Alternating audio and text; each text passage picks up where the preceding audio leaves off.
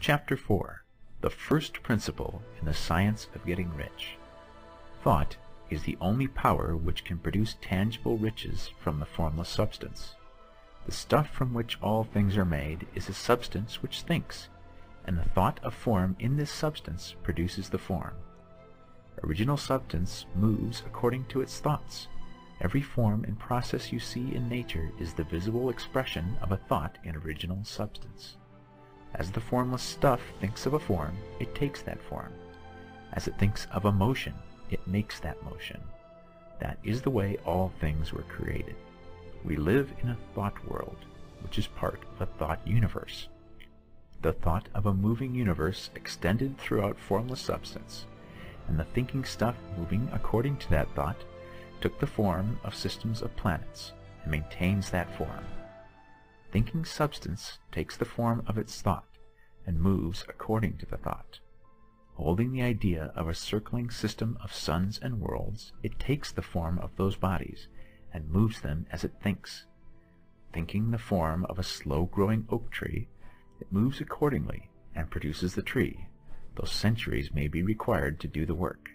In creating, the formless seems to move according to the lines of motions it has established. The thought of an oak tree does not cause the instant formation of a full-grown tree, but it does start in motion the forces which will produce the tree along established lines of growth. Every thought of form, held in thinking substance, causes the creation of the form, but always, or at least generally, along lines of growth and action already established. The thought of a house of a certain construction, if it were impressed upon formless substance, might not cause the instant formation of the house, but it would cause the turning of creative energies already working in trade and commerce into such channels as to result in the speedy building of the house. And if there were no existing channels through which the creative energy could work, then the house would be formed directly from primal substance, without waiting for the slow processes of the organic and inorganic world. No thought of form can be impressed upon original substance without causing the creation of the form. Man is a thinking center and can originate thought. All the forms that man fashions with his hands must first exist in his thoughts. He cannot shape a thing until he has thought that thing. And so far, man has confined his efforts wholly to the work of his hands. He has applied manual labor to the world of forms, seeking to change or modify those already existing. He has never thought of trying to cause the creation of new forms by impressing his thoughts upon formless substance. When man has a thought form, he takes material from the forms of nature and makes an image of the form which is in his mind. He has, so far, made little or no effort to cooperate with formless intelligence, to work, quote, with the Father, end quote. He has not dreamed that he can, quote, do what he seeth the Father doing, end quote. Man reshapes and modifies existing forms by manual labor. He has given no attention to the question whether he may not produce things from formless substance by communicating his thoughts to it. We propose to prove that he may do so, to prove that any man or woman may do so, and to show how. As our first step, we must lay down three fundamental propositions. First, we assert that there is one original formless stuff or substance from which all things are made. All the seemingly many elements are but different presentations of one element. All the many forms found in organic and inorganic nature are but different shapes made from the same stuff. And this stuff is thinking stuff. A thought held in it produces the form of the thought. Thought in thinking substance produces shapes. Man is a thinking center, capable of original thought. If man can communicate his thought to original thinking substance, he can cause the creation or formation of the thing he thinks about. To summarize this, 1. There is a thinking stuff from which all things are made, and which, in its original state, permeates, penetrates, and fills the interspaces of the universe. 2. A thought in this substance produces the thing that is imagined by the thought. 3. Man can form things in his thought, and, by impressing his thought upon formless substance, can cause the thing he thinks about to be creative. It may be asked if I can prove these statements, and without going into details, I answer that I can do so, both by logic and experience. Reasoning back from the phenomena of form and thought, I come to one original thinking substance, and reasoning forward from this thinking substance, I come to man's power to cause the formation of the thing he thinks about. And by experiment, I find the reasoning true, and this is my strongest proof. If one man who reads this book gets rich by doing what it tells him to do, that is evidence in support of my claim. But if every man who does what it tells him to do gets rich, that is positive proof until someone goes through the process and fails. The theory is true until the process fails, and this process will not fail, for every man who does exactly what this book tells him to do will get rich. I have said that men get rich by doing things in a certain way, and in order to do so, men must become able to think in a certain way.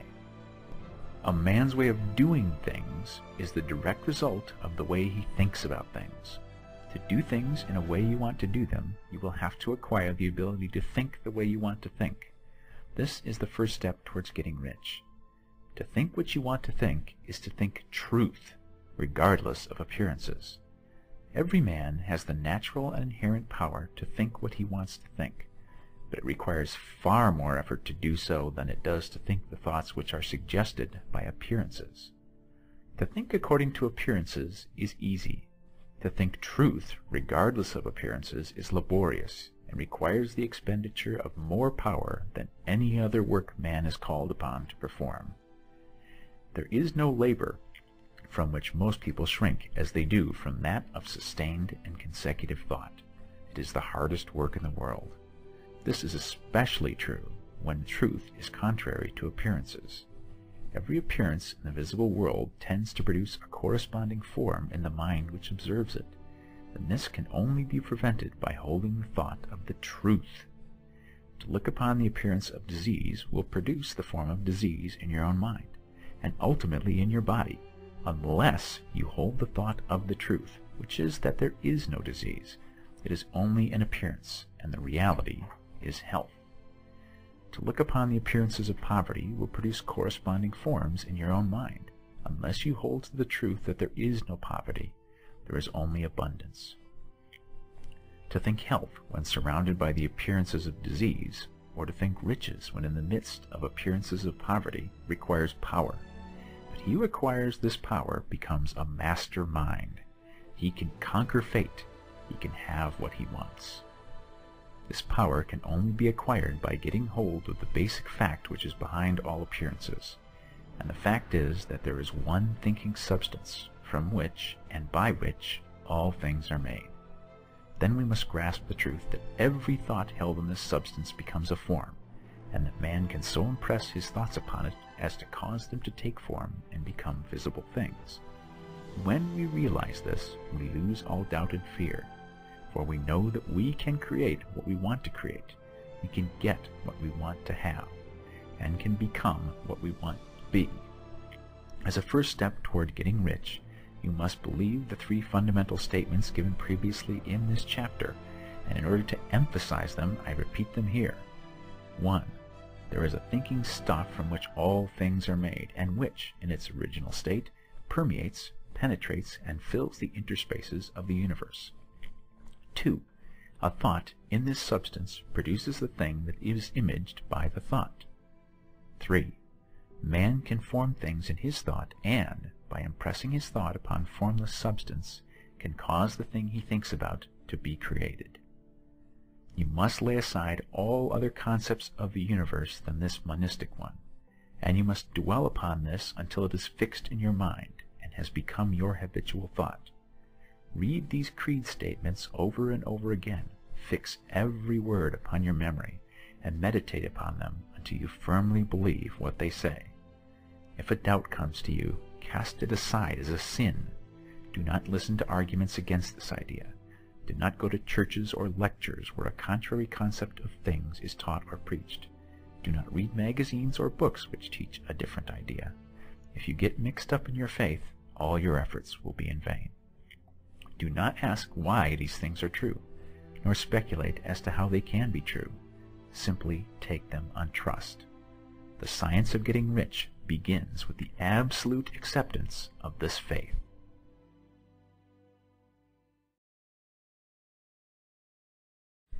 Chapter 14. The Impression of Increase. Whether you change your vocation or not, your actions for the present must be those pertaining to the business in which you are now engaged. You can get into the business you want by making constructive use of the business you already are established in, by doing your daily work in a certain way.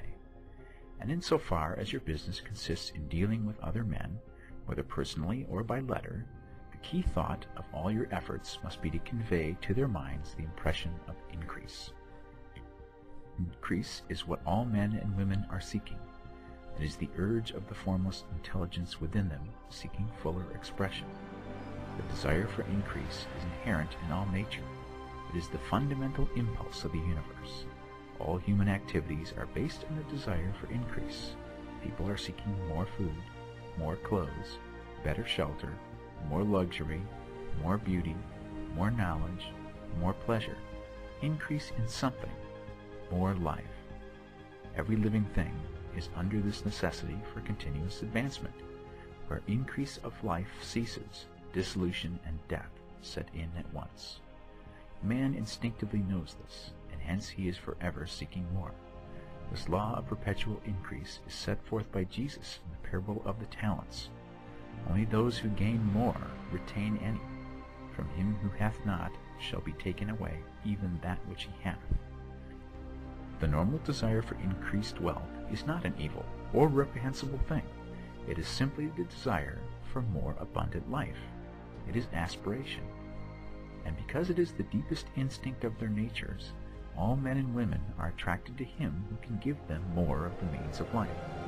In following a certain way as described in the foregoing pages, you are getting continuous increase for yourself, and you are giving it to all with whom you deal. You are a creative center from which increase is given off to all.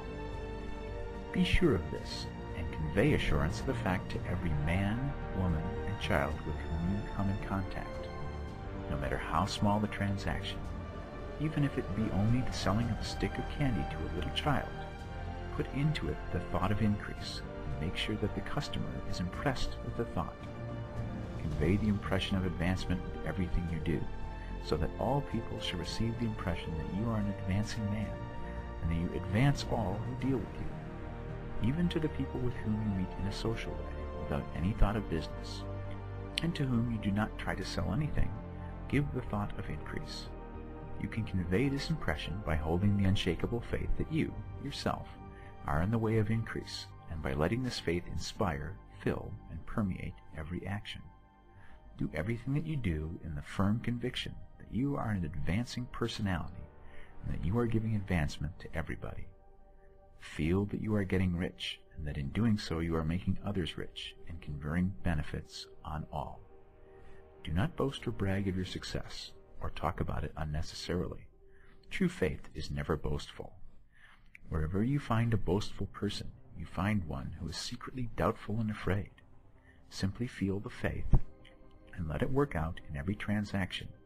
Let every act and tone and look express the quiet assurance that you are getting rich, that you are already rich.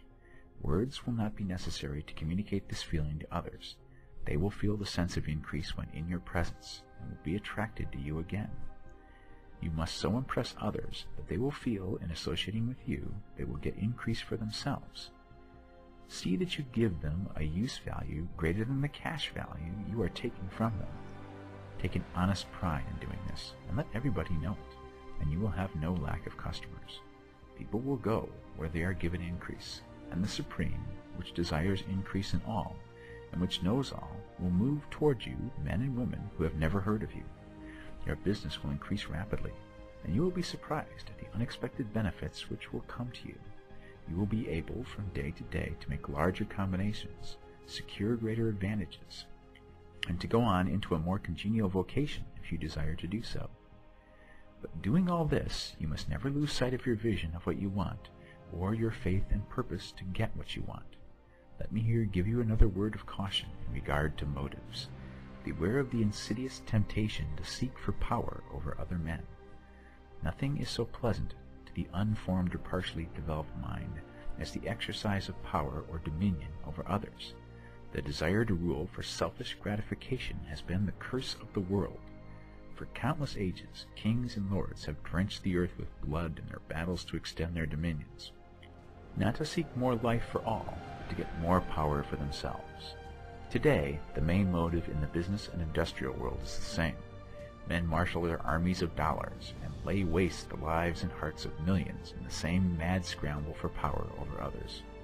Commercial kings, like political kings, are inspired by the lust for power. Jesus saw in this desire for mastery the moving impulse of that evil world he sought to overthrow. Read the 23rd chapter of Matthew and see how he pictures the lust of the Pharisees to be called master, to sit in high places, to domineer over others, and to lay burdens on the backs of the less fortunate. And note how he compares this lust for dominion with the brotherly seeking for the common good to which he calls his disciples. Look out for the temptation to seek for authority, to become a master, to be considered as one who is above the common herd, to impress others by lavish display, and so on. The mind that seeks for mastery over others is the competitive mind, and the competitive mind is not the creative one. In order to master your environment and your destiny, it is not at all necessary that you should rule over your fellow men, and, indeed, when you fall into the world's struggle for the high places, you begin to be conquered by fate and environment, and your getting rich becomes a matter of chance and speculation. Beware of the competitive mind. No better statement of the principle of creative action can be formulated than the famous declaration of the late Golden Rule Jones of Toledo, quote, "What I want for myself, I want for everybody." Chapter 7. Gratitude. The illustrations given in the last chapter will have conveyed to the reader the fact that the first step in getting rich is to convey the idea of your wants to the formless substance. This is true, and you will see that in order to do so, it becomes necessary to relate yourself to the formless intelligence in a harmonious way. To secure this harmonious relation is a matter of such primary and vital importance that I shall give some space to its discussion here, and give you instructions which, if you follow them, will be certain to bring you into perfect unity of mind with God. The whole process of mental adjustment and atonement can be summed up in one word: gratitude. First, you believe that there is one intelligent substance from which all things proceed. Second, you believe that this substance gives you everything you desire. And third, you relate yourself to it by feeling a deep and profound gratitude. Many people who order their lives rightly in all other ways are kept in poverty by their lack of gratitude. Having received one gift from God, they cut the wires which connect them with Him by failing to make acknowledgement. It is easy to understand that the nearer we live to the source of wealth, the more wealth we shall receive. And it is easy also to understand that the soul that is always grateful lives in closer touch with God than the one which never looks to Him in thankful acknowledgement. The more gratefully we fix our minds on the Supreme when good things come to us, the more good things we will receive, and the more rapidly they will come. And the reason simply is that the mental attitude of gratitude draws the mind into closer touch with the source from which the blessings come. If it is a new thought to you that gratitude brings your whole mind into closer harmony with the creative energies of the universe, consider it well, and you will see that it is true. The good things you already have come to you along the line of obedience to certain laws. Gratitude will lead your mind out along the ways by which things come, and it will keep you in close harmony with creative thought and prevent you from falling into competitive thought. Gratitude alone can keep you looking toward the all, and prevent you from falling into the error of thinking of the supply as limited, and to do that would be fatal to your hopes. There is a law of gratitude, and it is absolutely necessary that you should observe the law if you are to get the results you seek. The law of gratitude is the natural principle that action and reaction are always equal and in opposite directions. The grateful outreaching of your mind in thankful praise to the Supreme is a liberation or expenditure of force. It cannot fail to reach that to which it is addressed, and the reaction is an instantaneous movement towards you. Draw nigh unto God, and he will draw nigh unto you. That is a statement of psychological truth. And if your gratitude is strong and constant, the reaction in formless substance will be strong and continuous. The movement of the things you want will be always towards you. Notice the grateful attitude that Jesus took, how he always seemed to be saying, I thank thee, Father, that thou hearest me. You cannot exercise much power without gratitude, for it is gratitude that keeps you connected with power. But the value of gratitude does not consist solely in getting you more blessings in the future. Without gratitude, you cannot long keep from dissatisfied thought regarding things as they are. The moment you permit your mind to dwell with dissatisfaction upon things as they are, you begin to lose ground.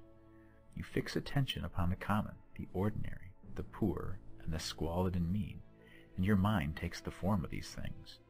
Then you will transmit these forms or mental images to the formless, and the common, the poor, the squalid, and mean will come to you.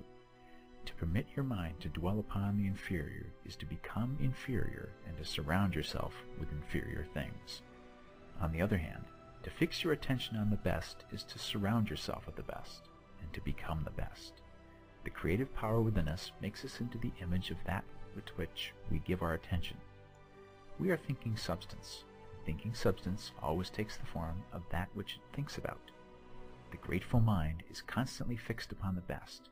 Therefore it tends to become the best. It takes the form or character of the best, and will receive the best. Also, faith is born of gratitude. The grateful mind continually expects good things, and expectation becomes faith. The reaction of gratitude upon one's own mind produces faith, and every outgoing wave of grateful thanksgiving increases faith.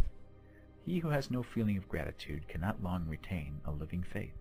And without a living faith, you cannot get rich by the creative method, as we shall see in the following chapters. It is necessary, then, to cultivate the habit of being grateful for every good thing that comes to you, and to give thanks continuously. And because all things have contributed to your advancement, you should include all things in your gratitude. Do not waste time thinking or talking about the shortcomings or wrong actions of plutocrats or trust magnates. Their organization of the world has made your opportunity. All you get really comes to you because of them. Do not rage against corrupt politicians. If it were not for politicians, we should fall into anarchy, and your opportunity would be greatly lessened. God has worked a long time, and very patiently, to bring us up to where we are in industry and government, and he is going right on with his work. There is not the least doubt that he will do away with plutocrats, trust magnates, captains of industry, and politicians as soon as they can be spared. But in the meantime, behold, they are all very good. Remember that they are all helping to arrange the lines of transmission along which your riches will come to you, and be grateful to them.